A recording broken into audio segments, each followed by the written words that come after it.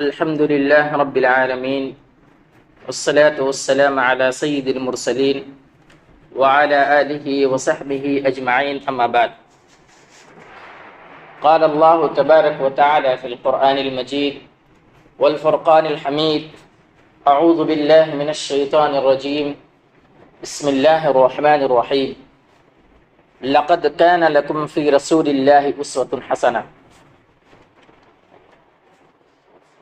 پچھلے درس کے اندر سیرت النبی صلی اللہ علیہ وسلم کے بارے میں چند باتیں آپ لوگوں کی خدمت میں رکھی گئی تھیں، جس میں سے یہ کہ اللہ کے نبی صلی اللہ علیہ وسلم نے جب دعوت دین کو عام کیا تو لوگوں نے آپ کو بہت زیادہ ستایا۔ پہلے تو آپ کو زبان سے طعنے دیے گئے، پھر اس کے بعد آپ کے گھر کے اوپر حملہ کیا گیا، یہاں تک کہ آپ کی بیٹیوں کا طلاق ہو گیا۔ اسی طریقے سے آپ صلی اللہ علیہ وسلم کو بذات خود تکلیف دینے جانے لگی۔ ابو لہب کی بیوی جس کا نام ام جمیل تھا، وہ آپ صلی اللہ علیہ وسلم کو بہت زیادہ ستایا کرتی تھی۔ آپ صلی اللہ علیہ وسلم کے گھر میں جب آپ صلی اللہ علیہ وسلم کے گھر میں کھانا بنتا، یعنی ہانڈی چولہے پر رکھی ہوتی، تو یہ اس کی بیوی اس کھانے کے اندر کوڑا ڈال دیا کرتی تھی، اسی طریقے سے کچرے ڈال دیا کرتی تھی تاکہ کھانا خراب ہو جائے۔ اس طریقے سے اللہ کے نبی صلی اللہ علیہ وسلم کو ستایا گیا۔ اسی طریقے سے آپ صلی اللہ علیہ وسلم جب گھر سے باہر نکلتے، کسی کام سے نکلتے یا نماز کے لیے نکلتے یا اور کسی ضرورت کے تحت آپ صلی اللہ علیہ وسلم جب گھر سے نکلتے تو آپ صلی اللہ علیہ وسلم کے اوپر کوڑا ڈال دیا جاتا۔ یہ سب چیزیں آپ کی بیوی حضرت خدیجہ اور آپ کی بچیاں، نوجوان بچیاں، یہ ساری چیزیں دیکھتی تھیں۔ اس سے آپ کی بیوی کو بہت زیادہ تکلیف ہوتی تھی، آپ کی بچیوں کو بہت زیادہ تکلیف ہوتی تھی۔ ام کلثوم، حضرت رقیہ، یہ ان کی بیٹیاں ہیں، ان کو دیکھ کر کے بہت زیادہ تکلیف ہوتی تھی، اور یہ لوگ سوچتی تھیں کہ یہ ہمارا باپ اور ہمارا شوہر جو اس مکہ کے اندر کا سب سے محترم اور سب سے باعزت آدمی ہے، یہی نبی اکرم صلی اللہ علیہ وسلم ہیں۔ جب دعوت کا کام نہیں کر رہے تھے، جب آپ کو نبی نہیں بنایا گیا تھا، اس سے پہلے مکہ والے آپ کو امین اور صادق کہا کرتے تھے، سب سے بہترین آدمی آپ کو تصور کیا جاتا تھا۔ لیکن محض اس بنا پر کہ آپ صلی اللہ علیہ وسلم لوگوں کو دین کی طرف بلانے لگے، جو معبودان باطلہ تھے اس کی جو ہے آپ نے باطلانہ اور کہا کہ یہ سب جھوٹ ہیں، یہ خدائیں جو ہیں یہ صحیح نہیں ہیں، اس بنا پر آپ صلی اللہ علیہ وسلم کو ستایا جانے لگا۔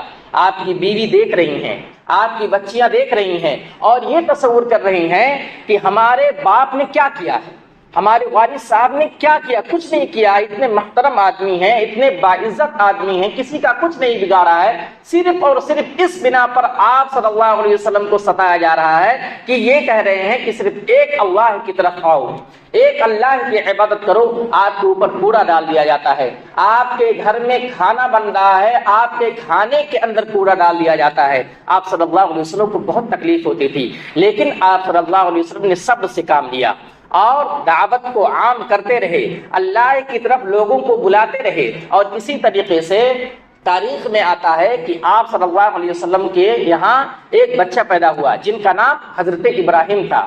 یہ بچپنے کی حالت میں انتقال کر گئے۔ آپ صلی اللہ علیہ وسلم کو بہت زیادہ تکلیف ہوئی، آپ ان کو اپنے گود میں لے کر کے رو رہے تھے۔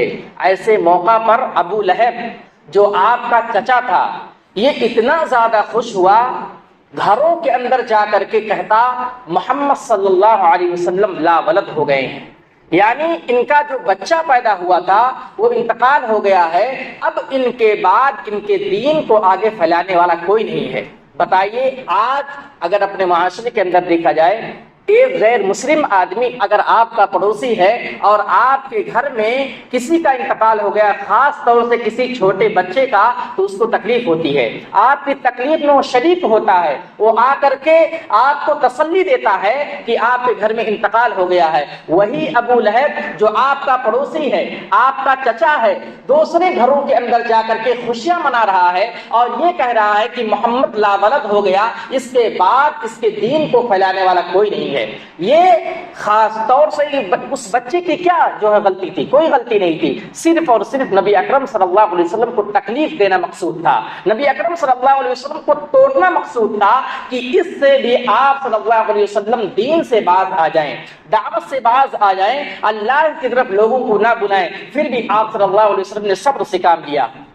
بچہ انتقال کر گیا ہے، آپ تکلیف میں ہیں، آپ رو رہے ہیں، اور ابو لہب خوشیاں منا رہا ہے، گھروں میں جا کر کے لوگوں کو بتلا رہا ہے محمد صلی اللہ علیہ وسلم لا ولد ہو گئے ہیں۔ اس طریقے سے آپ صلی اللہ علیہ وسلم کو تکلیف دی گئی۔ اسی طریقے سے ام جمیل، یہ ابو لہب کی بیوی تھی، یہ بہت زیادہ آپ صلی اللہ علیہ وسلم کو ستایا کرتی تھی۔